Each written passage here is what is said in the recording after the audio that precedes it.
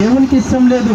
పిల్లలు తప్పు చేశారనుకోండి, ఆ తప్పుకి శిక్ష వస్తుందంటే తల్లిదండ్రులు ఖచ్చితంగా ఆలోచిస్తారు, అయ్యో నా పిల్లలు చెడిపోతున్నారు, వీళ్ళు శిక్ష పొందకూడదు అని తల్లిదండ్రులు పిల్లల్ని ప్రేమ చూపించి మార్చుకోవాలనుకుంటారు. వారి కోసం అవసరమైతే ఇతరులతో తగువులు కాస్తారు, యుద్ధాలు చేస్తారు, అవసరమైతే ఏదైనా చేయడానికి పిల్లల్ని రక్షించుకోవడానికి ప్రయత్నం చేస్తారు. అలాగే దేవాది దేవుడు కూడా మనుషులమైన మనం పాపం చేయడం వల్ల మనకు వచ్చే జీవితమైన నరకానికి మనం వెళ్ళకుండా మనల్ని తప్పించాలని యేసుక్రీస్తు ప్రభువు గారు భూమి మీదకి వచ్చారు. మన పాపల నిమిత్తం ఆయన ప్రాణం అర్పించాడు, మరణించాడు, సమాధి చేయబడి తిరిగి లేచాడు. ఆయన చెప్తున్నాడు, ఇదిగోండి ఎవరైతే నన్ను అంగీకరిస్తారో, ఎవరైతే నా పాపల నిమిత్తం యేసుక్రీస్తు మరణించాడు, సమాధి చేయబడి తిరిగి లేచాడని ఎవరైతే తన మనస్సాక్షిలో ఉద్దేశించి ఆయనను విశ్వసిస్తారో వాళ్ళని ఖచ్చితంగా నేను రక్షిస్తానని చెప్పాడు. మనం అనుకుంటాం, మనమేం పాపం చేశామండి, పాతాళంకు మనం ఎందుకు వెళ్తాం, ఇప్పటి నుంచి అయితే నేను పరిశుద్ధంగా బ్రతుకుతాను, ఇప్పుడు నాకు తెలిసింది కదా పరిశుద్ధంగా బ్రతికితేనే పరలోకం వెళ్తామని. మరి ఇంత ముందు చేసిన పాపాలన్నీ ఏమవుతున్నాయి? వాటన్నిటికీ శిక్ష అనేది ఖచ్చితంగా ఉంది.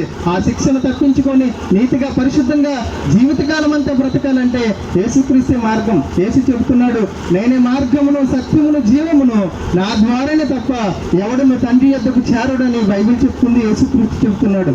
అంటే పరలోకానికి వెళ్ళాలంటే యేసు ఒక్కడే మార్గం తప్ప మరొక మార్గం లేదు. మనమేమనుకుంటామంటే మనం చేసిన పాపాలు పోవడానికి దాన ధర్మాలు పుణ్యకార్యాలు చేసి మన పాపాలను వెళ్ళగొట్టాలనుకుంటాం. చూడండి, శరీరంలో ఎముకలకి ఒక రోగం వచ్చిందనుకోండి, జ్వరం ట్యాబ్లెట్ వేస్తే తగ్గదండి.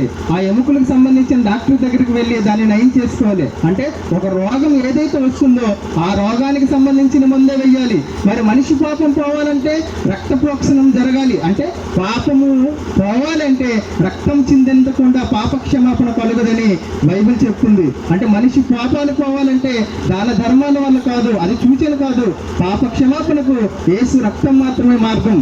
వీళ్ళని ఆలోచించండి, ఈ భూమి మీద ఏదో ఒక రోజు మనిషికి మరణం వస్తుంది.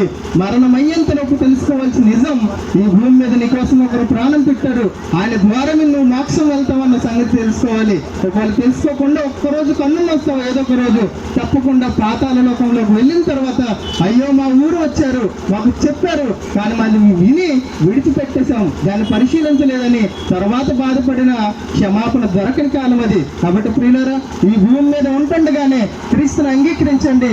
ఇంకా ఎవరైనా దేశంలో కానీ ప్రపంచంలో కానీ పురాతనం మొదలుకొని ఆదాము మొదలుకొని మొట్టమొదటి మనిషి నుంచి జరగబోయే కాలంలో ఎవరైనా యేసుక్రీస్తులో పరిశుద్ధంగా బ్రతికి ప్రాణం పెట్టారేమో ఒకసారి ఆలోచించండి. మనం నమ్ముతున్న విశ్వాసాల్లో ఎవరైనా చేశారేమో ఆలోచించండి.